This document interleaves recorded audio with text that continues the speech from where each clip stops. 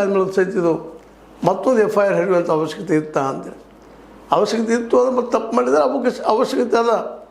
ಯಾಕಂದ್ರೆ ದೊಡ್ಡವ್ರ ಮಕ್ಕಳಿಗೊಂದು, ಸಣ್ಣವ್ರ ಮಕ್ಕಳಿಗೊಂದು, ಇನ್ನೊಬ್ರಿಗೆ ಸಾಮಾನ್ಯರಿಗೊಂದು ಅನ್ನೋಂಥದ್ದು ಆಗಬಾರ್ದು. ಅದು ಖರೆ ಒಳ್ಳೆಯದು ಕೆಲಸನ. ಅವರನ್ನು ಜೈಲಿನಲ್ಲಿ ಹಿಡಿದಿದ್ದು ತಪ್ಪಂತಲ್ಲ. ಆದರೆ ಇವ್ರು ಯಾಕೆ ಬದಲಾಗ್ತಾ ಇಲ್ಲ ಅನ್ನೋದು ಒಂದು ಈ ದೊಡ್ಡ ಪ್ರಶ್ನೆ. ಈ ನಮ್ಮ ವ್ಯವಸ್ಥೆನೇ ಹಂಗದನ.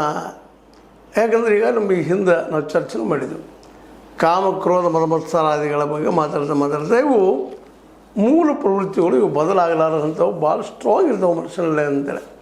ಈ ಇನ್ಸ್ಟಿಂಕ್ಟ್ ಮೂಲ ಪ್ರವೃತ್ತಿಗಳು ಬದಲಾಗಲಿಕ್ಕೆ ಸಾಧ್ಯ ಇಲ್ಲ ಏನು ಅನ್ನುವಂಥದ್ದು.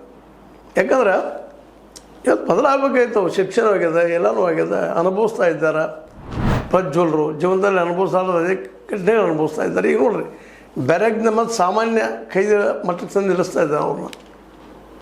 ಅದಕ್ಕಾಗಿ ಇವೆಲ್ಲ ಬೇಕಾಗಿತ್ತು ನಮ್ಮ ಪ್ರಜ್ವಲ್ ಅವರಿಗೆ. ತಿಳುವಳಿಕೆ ಇದ್ದವ್ರು ಇವರು.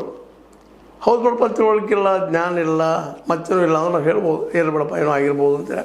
ಬಟ್ ಎಲ್ಲ ತಿಳುವಳಿಕೆ ಇದ್ದಂಥವ್ರು. ಒಬ್ಬ MP ಇದ್ದವರು, ಮೆಂಬರ್ ಆಫ್ ಪಾರ್ಲಿಮೆಂಟ್, ಅದನ್ನು ಕಳ್ಕೊಂಡಿದ್ದಾರೆ ಇದೇ ಒಂದು ಕಾರಣಕ್ಕಾಗಿ.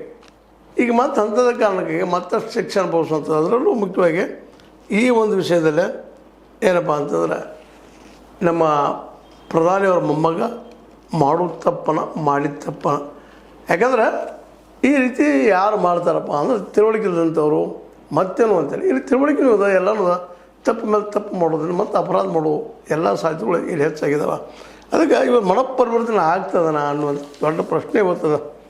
ಯಾಕಂತಂದ್ರೆ ಇಲ್ಲೆಲ್ಲ ಈಗ ನಡೆಯೋದಕ್ಕೆ ಪ್ರಿಯಾಂಕಾ ಖರ್ಗೆ ಅವ್ರು ಹೇಳ್ತಾರೆ, ಪರಪ್ಪನಾಗ್ರಹ ಕೇಂದ್ರ ಕಾರಾಗೃಹಕ್ಕೆ ಇತ್ತೀಚೆಗೆ ಭೇಟಿ ನೀಡಿದ್ದ ವೇಳೆ ಲೋಪಗಳು ಕಂಡು ಬಂದಿದ್ದವು. ಅನಿರೀಕ್ಷಿತ ದಾಳಿ ನಡೆಸಿ